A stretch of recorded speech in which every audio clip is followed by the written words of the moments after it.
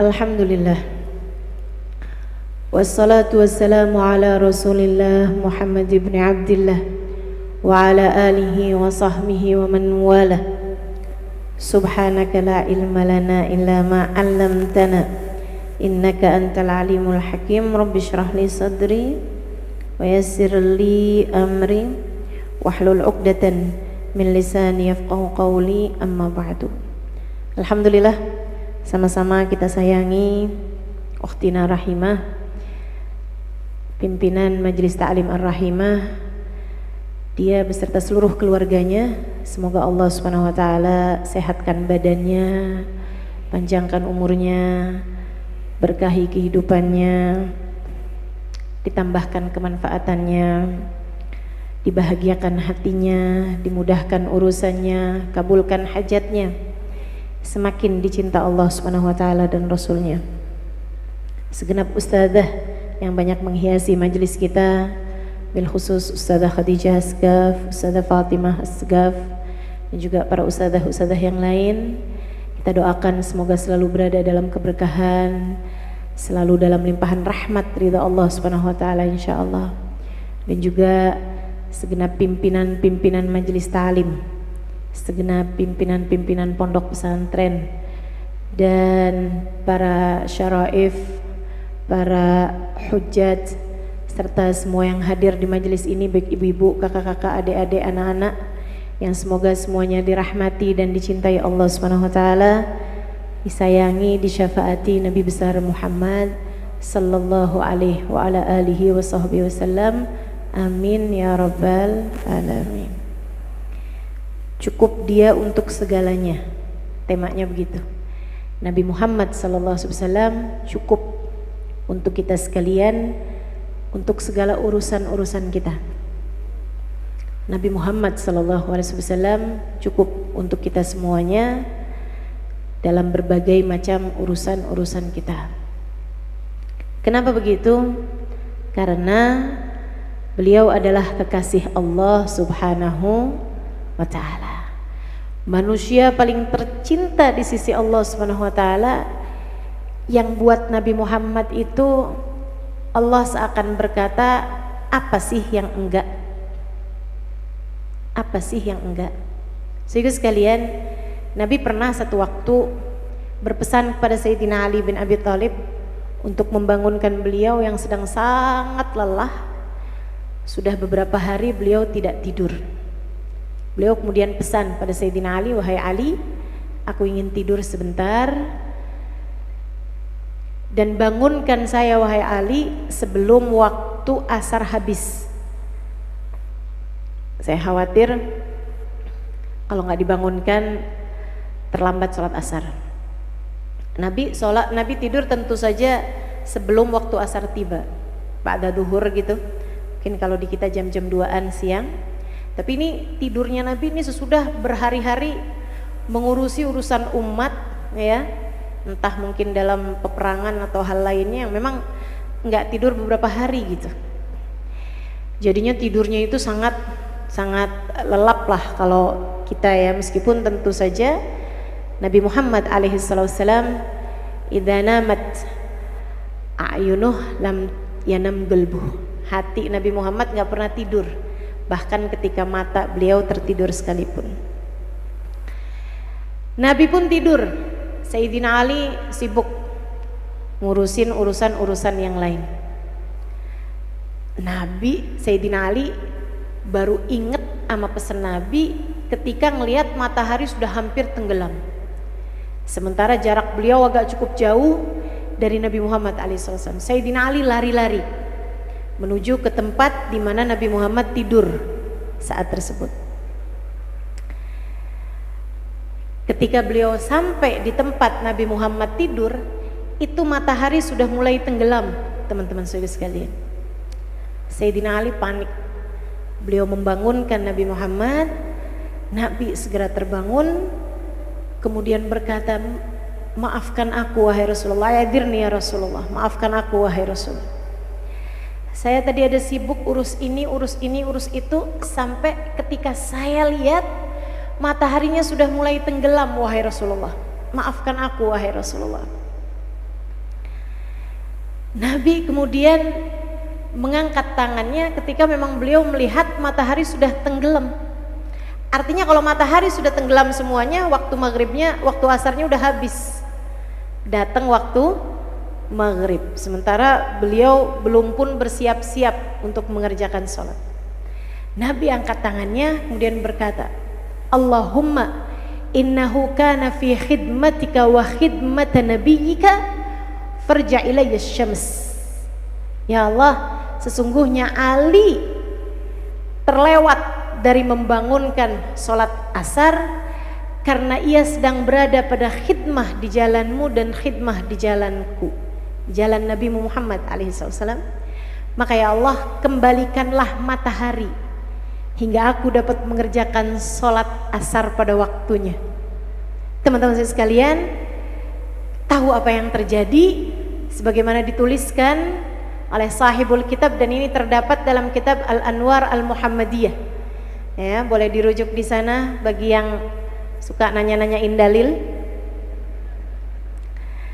Silahkan dirujuk di sana dari bab Fadail Nabi Muhammad atau Mu'jizatin Nabi sallallahu alaihi wasallam. Salah satu dari mu'jizatnya Nabi besar Muhammad alaihi wasallam.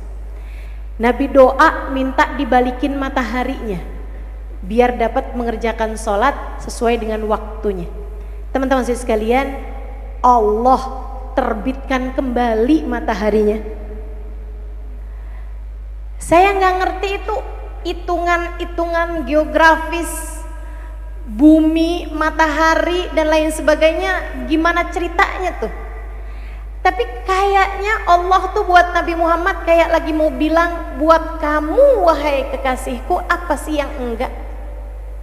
Bahkan ketika Nabi Muhammad minta matahari dikembalikan sesudah terbenam sekalipun, Allah munculkan kembali seperti yang disampaikan oleh Sayyidah Salamah. Kata beliau, wallahi thumma wallah laqad ra'aitu syams taghrub thumma tatla. Sungguh demi Allah, hari itu saya menyaksikan pemandangan yang luar biasa, di mana saya melihat matahari sudah tenggelam kemudian terbit lagi pada sore hari tersebut tanpa saya tahu apa sebabnya. Baru sesudah pada malamnya berjumpa dengan Nabi Muhammad, fahamlah Sayyidah Salamah mengapa Allah Subhanahu wa taala menerbitkan kembali mataharinya padahal sesudahnya sudah tenggelam, teman-teman. Hanya karena doa Nabi Muhammad, matahari tenggelam terlambat. Hanya untuk mengijabah doa Nabi Muhammad, Allah jadikan matahari yang sudah tenggelam terbit kembali. Ini jadi harapan besar buat saya, buat kita sekalian, bahwa kalau ada apa-apa sama kita, Nabi Muhammad doa, insya Allah Allah Subhanahu wa taala akan mengijabah doa Nabi Muhammad sallallahu alaihi wasallam untuk kita.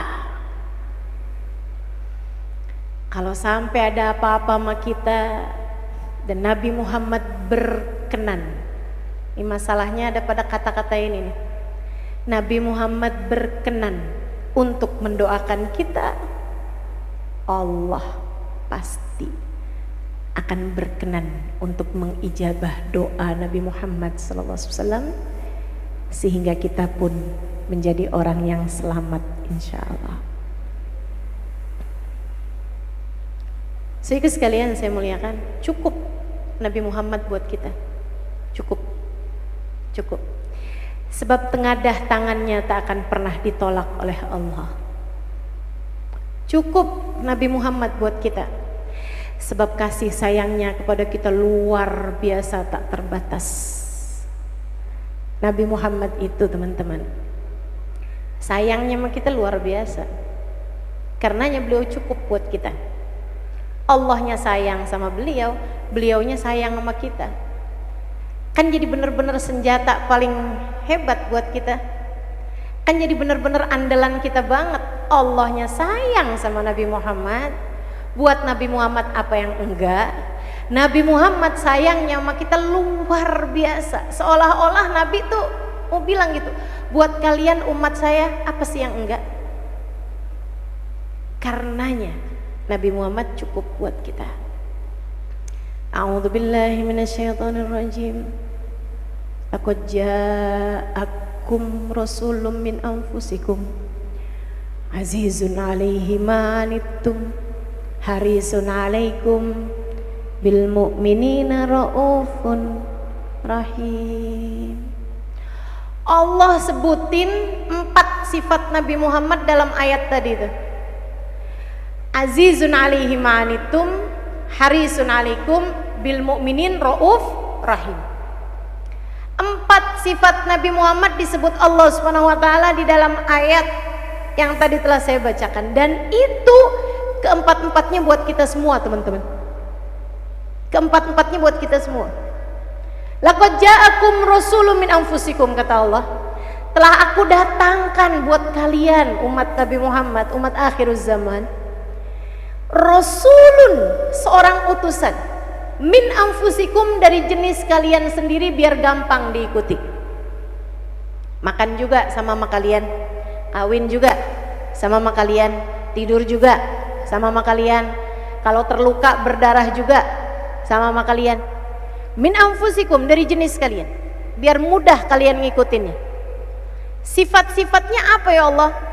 Hebat ibadahnya, kuat perjuangannya, misalnya indah rupanya, indah fisiknya, teman-teman sekalian, khusyuk hatinya, semua ada dalam diri Nabi Muhammad. Tapi Allah ketika menyebutkan sifat-sifat Nabi Muhammad, Allah dari Rahman Rahimnya kepada kita sekalian menyebutkan 4 sifat Nabi yang semuanya kembali kepada kita, bukan kembali kepada Nabi Muhammad. Enaknya tuh kita gitu, sifat-sifatnya yang disebutkan oleh Allah dalam Al-Quran keempatnya itu yang diuntungin kita semuanya. Apa itu? Azizun 'alaihi ma'anittum, berat bagi Nabi Muhammad musibah yang menimpa kalian. Berat bagi Nabi Muhammad musibah, bukan yang menimpa beliau, bukan yang menimpa keluarga beliau, bukan yang menimpa hanya sahabat beliau, bukan, tapi musibah yang menimpa kalian umatnya. Berat baginya musibah yang menimpa kita umatnya. Karenanya beliau terus-terusan berdoa, ya Allah, selamatkan umatku dari musibah. Musibah apa nih? Musibah dunia termasuk juga yang lebih dikhawatirkan Nabi adalah musibah agama. Teman-teman sekalian, maaf, pergaulan bebas, narkoba, minuman keras, bahkan keluar dari agama, itu adalah salah satu dari musibah besar yang menimpa umat ini. Sedikit sekalian saya muliakan, perselingkuhan, rumah tangga yang berantakan, hati anak yang tidak condong kepada orang tuanya, hati anak yang tidak cinta, tidak hormat kepada orang tuanya, itu adalah bagian dari musibah-musibah agama kita. Maka saran saya, sesudah Nabi Muhammad disebutkan oleh Allah Azizun 'alaihi ma anittum, berat baginya musibah yang menimpa kalian, saudaraku sekalian, adukan saja semua musibahmu kepada Nabi Muhammad. Jadikan musibahmu sebagai sesuatu yang berat bagi hati Nabi Muhammad, sebab tengadah tangannya akan sangat bermanfaat bagimu, sebab perbaikan keadaanmu akan sangat berarti baginya, sebab dirimu berharga di hadapannya. Kalau kamu punya anak yang sampai dengan usia dewasa sholatnya belum rapi juga. Kalau kamu punya anak yang sekarang berada dalam keadaan-keadaan yang tidak baik hatinya, pergaulan bebas misalnya, saudaraku sekalian yang saya muliakan, kalau kamu sekarang sedang pusing dengan urusan anakmu yang terjebak pada dosa-dosa besar, atau kamu mengkhawatirkan bahkan nasibmu sendiri yang hatimu berada dalam ambang-ambang urusan dosa-dosa besar, atau bahkan jika ada di antaramu yang terjebak dalam dosa besar riba misalnya, hutang-hutang dengan bunga, mengadulah kepada Nabi Muhammad, menangislah di hadapannya, deketilah Nabi Muhammad sallallahu alaihi wasallam. Ya Rasulullah, lihatin anak saya wahai Rasul, bukankah dia adalah umatmu ya Rasulullah? Lihatin anak saya wahai Rasul, bukankah dia adalah umatmu? Saya diberi tanggung jawab Allah, ku anfusakum wa ahlikum nara, jagalah diri kalian dan keluarga kalian dari api neraka. Lihatin saya umatmu ini wahai Rasulullah, jangankan jagain anak saya, jagain diri saya sendiri dari api neraka terkadang saya tidak mampu melakukannya. Mohon bantuanmu ya Rasulullah, mohon syafaatmu wahai Rasul. Tolong lihatin anak-anak saya Rasulullah, tolong lihatin keluarga saya wahai Rasul, tolong lihatin suami saya Rasulullah, tolong lihatin diri saya ya Rasulullah. Sebab kami semua adalah umatmu, dan Allah telah berkata tentangmu kepada kami, azizun alaihi ma anittum, berat bagimu musibah yang menimpa kami. Inilah musibah menimpa kami Rasulullah.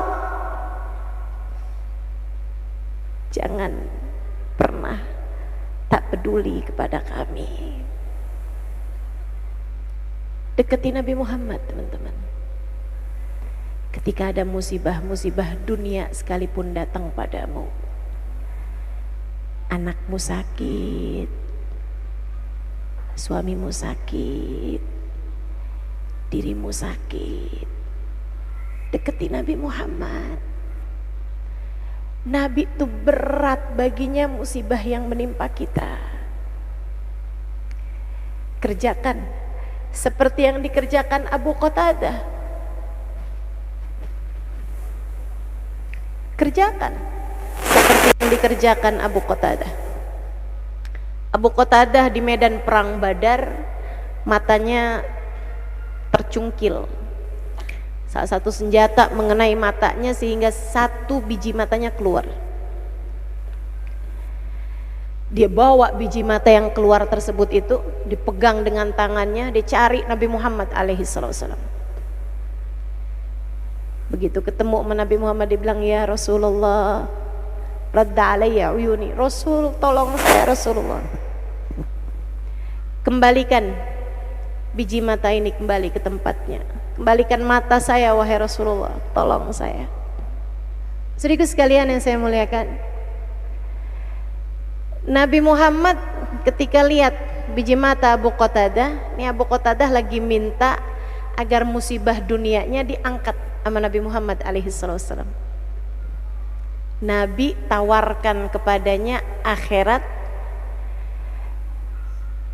dengan bilang kayak yang, ya udah yang ini sabar aja Abu Qatadah, yang ini nggak apa-apa ya, saya akan doakan untukmu biar nanti di akhirat kamu dikaruniai mata paling indah di surga. Halla ad'u lak ya Aba Qatadah an yarzuqaka ahsanal uyun yaumal qiyamah. Abu Qatadah, tidakkah lebih baik aku doakan saja kamu, semoga dikasih mata paling indah di surga. Abu Qatadah minta dunia, Nabi Muhammad tawarkan akhirat. Abu Qatadah minta dunia akhirat. Kata Abu Qatadah, ya Rasulullah, doakan saya biar dikasih mata paling indah di surga, tapi yang ini balikin juga wahai Rasulullah. Abu Qatadah ngasih alasan. Alasannya sangat duniawi, teman-teman. Alasannya sangat duniawi. Abu Qatadah nggak bilang biar saya baca Qur'annya enak, enggak. Abu Qatadah nggak bilang biar saya kalau bangun malam-malam buat sholat tahajud enak wahai Rasulullah, enggak. Abu Qatadah tidak meminta atau beralasan dengan alasan-alasan yang agama gitu, alasan-alasan akhirat, enggak. Abu Qatadah bilang, fa inni rajulun ubtuliya bihubbil mar'ah. Rasulullah, karena saya lagi ada cewek yang lagi saya taksir Rasul. Saya lagi seneng sama seorang perempuan. Lebih suaranya kedengeran kah sampai di ujung-ujung? Kedengeran kan? Sampai mana tadi? Fa inni rajulun ubtuliya bihubbil mar'ah. Wahai Rasulullah, saya ini adalah seorang laki-laki yang sedang naksir sama seorang perempuan, dan kami berniat menikah. Kalau dia lihat mata saya sebelah, takutnya saya ditolak dari Rasulullah. Takutnya saya nggak dicintain lagi sama dia gitu. Karena kan manusia hidup kan masih mandang fisik gitu.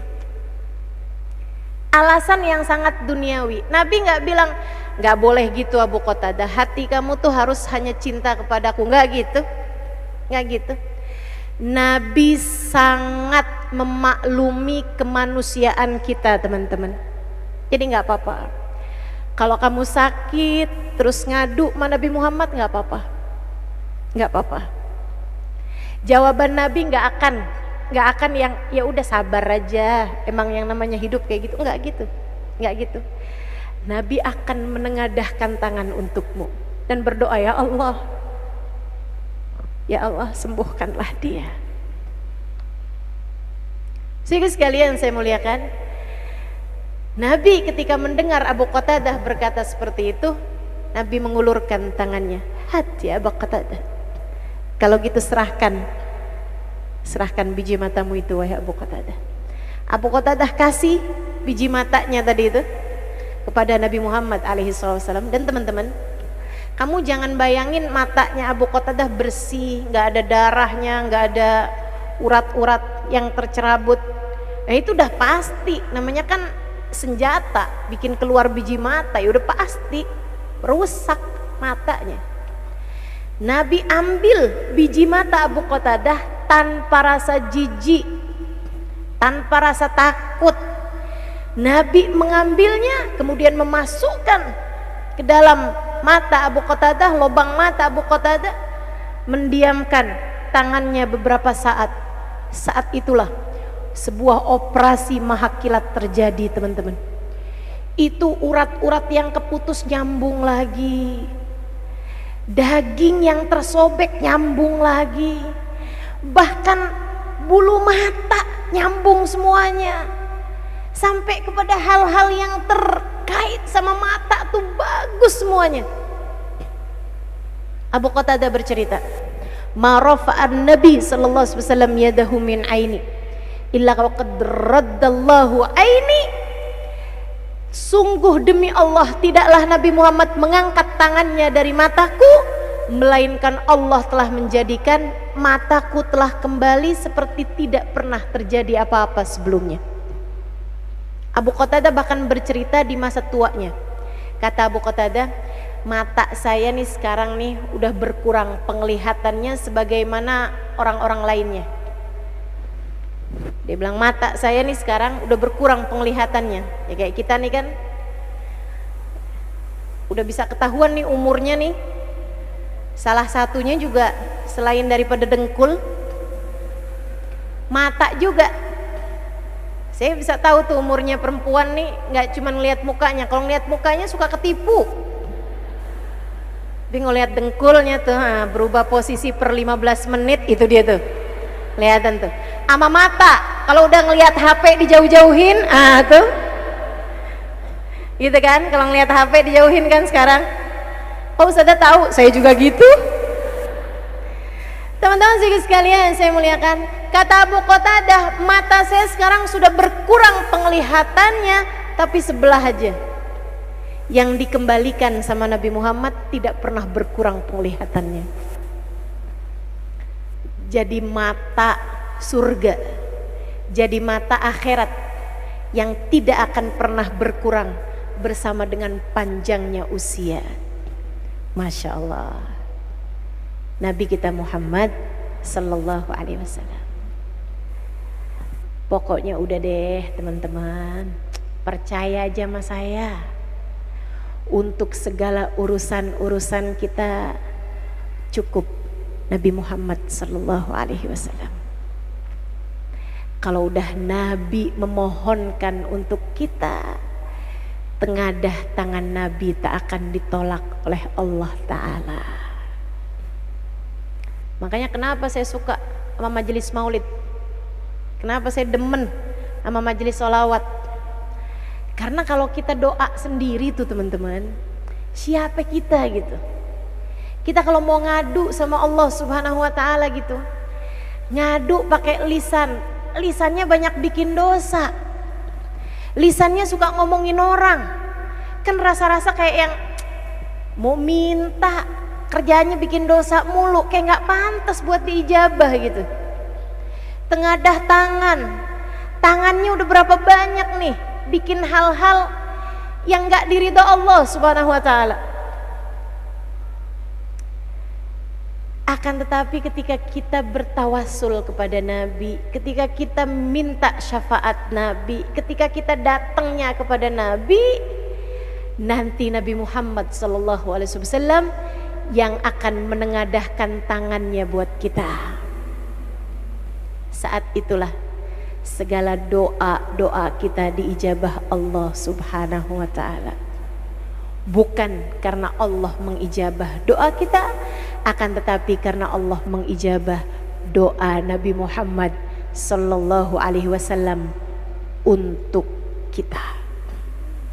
Emang iya Ustazah, Nabi Muhammad berkenan gitu mendoakan kita?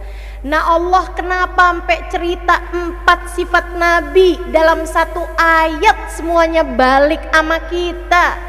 Kalau tidak untuk memberi kepada kita Nabi Muhammad Sallallahu Alaihi Wasallam. Azizun alaihi ma anittum, kata Allah Subhanahu wa Ta'ala, Nabi Muhammad itu berat baginya musibah yang menimpa kalian. Allah sebutkan sifat ini karena Allah mau ngasih tahu kepada kita, kalian kalau apa-apa lewat Nabi Muhammad aja. Sebab Nabi Muhammad itu berat baginya musibah yang menimpa kalian. Allah kayak lagi mau bilang gitu, cukup Nabi Muhammad buat kalian, aku jadikan hatinya tak pernah tega menyaksikan kalian mendapatkan musibah. Azizun alaihi ma anittum, harisun alaikum, sangat menginginkan kebaikan bagi kalian. Makanya teman-teman, seperti yang tadi saya sampaikan, kamu kalau punya anak bandel gitu, cukup Nabi Muhammad buat mereka. Dan kalau kemudian kamu doa nih, tiap hari kamu doain anak kamu bilang, ya Allah anak saya, Allah anak saya, Allah anak saya, Allah. Atau kamu bilang, ya Rasulullah tolong liatin anak saya wahai Rasul, titip anak saya Rasulullah. Satu hari anak kamu berubah, satu hari anak kamu dapat hidayah, satu hari anak kamu kemudian kembali kepada jalan yang benar, sangat berkemungkinan itu adalah karena terijabahnya doa Nabi Muhammad atas anak-anak kamu. Jangan kegedean merasa berjasa sama anak-anak kamu. Ini kalau mama nggak doain nih, kamu nih belum tentu jadi anak yang soleh sekarang. Kamu nih kalau mama nggak doain, belum tentu kamu sekarang ini jadi orang yang sukses. Kamu kalau mama nggak doain, nggak usah teman-teman, nggak usah kegedean kayak begitu. Bisa jadi bukan dari kamu sebabnya, akan tetapi dari Nabi Muhammad. Emang Nabi mau gitu Ustazah repot-repot buat kita? Itu dia yang kita seneng tuh dari Nabi Muhammad. Makanya saya sih nggak apa-apa repot buat Nabi Muhammad, karena saya tahu Nabi memang nggak keberatan repot buat kita umatnya. Saudaraku sekalian yang saya muliakan, Nabi memang repot mulu kok buat kita. Dari masa hidupnya Nabi Muhammad, Nabi udah repot. Tiap malam Nabi kerjaannya doain kita. Allahumma ghfirli ummati, ya Allah ampunin umat saya, ya Allah ampunin umat saya, ya Allah ampunin umat saya. Tiap malam dalam sujud-sujud Nabi Muhammad doain kita tiap malam. Sampai Nabi Muhammad sekarang nih, kalau ditanya Nabi lagi ngapain ya di alam barzah beliau, ya lagi doain kita. Urridat alayya a'malukum wa ana fi qabri. Kata Nabi, amal perbuatan kalian umat saya ini diajukan pada saya di dalam alam kubur saya. Fa in wajadtu khairan hamidtu rabbi. Kalau saya dapat amal perbuatan kalian baik, saya berterima kasih kepada Allah. Semoga kita menjadi orang-orang yang selalu dapat menyunggingkan senyum di wajah Nabi Muhammad sallallahu alaihi wasallam. Nabi senang, girang kalau umatnya pada baik, pada benar. Mudah-mudahan kita menjadi salah satunya insyaallah. Apa yang kita kerjakan pada hari ini, berkumpul bersama-sama, segenap panitianya, segenap pelaksananya, ya, Majelis Ta'lim Ar-Rahimah. Mudah-mudahan jadi penyebab Nabi Muhammad tersenyum kepada kalian semuanya insyaallah. Semua yang hadir, yang bahkan udah persiapan diri dari malam, saya tahu tuh, soalnya ada yang nge-tag saya juga sebagian, malam-malam gak bisa tidur nungguin lama bener besok mau maulidan, mau denger tentang Nabi Muhammad, mau sholawatan bareng, mau qiyam bareng. Ya Allah, nikmatnya alhamdulillah. Teman-teman saudaraku sekalian yang saya muliakan, apa yang kita lakukan nih tiap hari kita diajukan kepada Nabi Muhammad. Mudah-mudahan kedepannya semakin banyak hal-hal yang kita lakukan menyunggingkan senyum di wajah Nabi Muhammad. Mudah-mudahan nih, biar tambah habis hal-hal yang bikin sedih hati Nabi Muhammad dari kita insyaallah. Dengan berkat Nabi Muhammad SAW, Allah luruskan keadaan-keadaan kita insyaallah. Amin ya rabbal alamin. Saudaraku sekalian yang saya muliakan, Nabi Muhammad memang repot buat kita. Harisun alaikum. Kenapa beliau repot? Karena Nabi Muhammad tuh sangat menginginkan kebaikan buat kita. Apa puncak cita-cita tertinggi baginda Nabi besar Muhammad alaihi wasallam? Nabi kalau ditanya, wahai Rasulullah, cita-citamu apa? Ini kan kalau kita nih ditanyain, apa cita-cita kamu? Selamat dunia akhirat, kan gitu ya? Apa cita-cita kamu? Kepengen beli rumah di Pondok Indah misalnya gitu. Mungkin ada yang begitu cita-citanya, kan saya nggak tahu ya. Apa cita-cita kamu? Kepengen berangkat pergi haji, pergi umroh tiap tahun misalnya. Nah, kita punya cita-cita teman-teman saudaraku sekalian. Kalau Nabi Muhammad alaihissalam ditanya, apa cita-citamu wahai Rasulullah? Cita-cita Nabi Muhammad adalah terselamatkannya semua umat hingga tidak ada satupun yang berada dalam api neraka.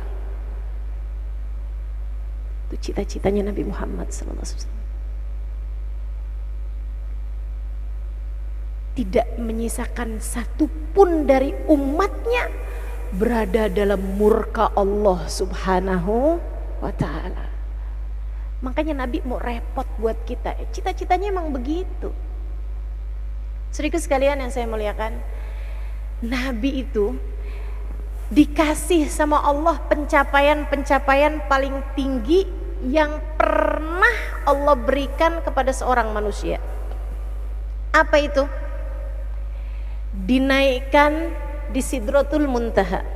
Dinaikkan di Sidratul Muntaha. Kana qaba qausaini au adna.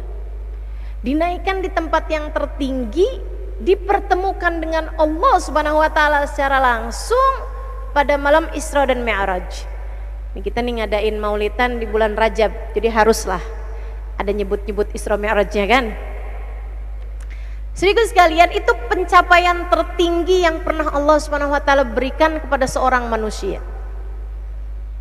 Dipertemukan Allah sedangkan beliau masih ada di atas muka bumi. Sesuatu yang diminta Nabi Musa.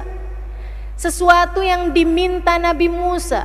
Rabbi arini anzur ilaik, kata Nabi Musa, ya Allah, aku ingin berjumpa denganmu. Apa kata Allah? Ya Musa lan tarani, tidak wahai Musa, engkau tak dapat berjumpa denganku. Muliat Allah Subhanahu wa taala, Nabi Musa nggak dikasih sama Allah. Nabi Muhammad nggak pakai minta dikasih sama Allah Subhanahu wa taala.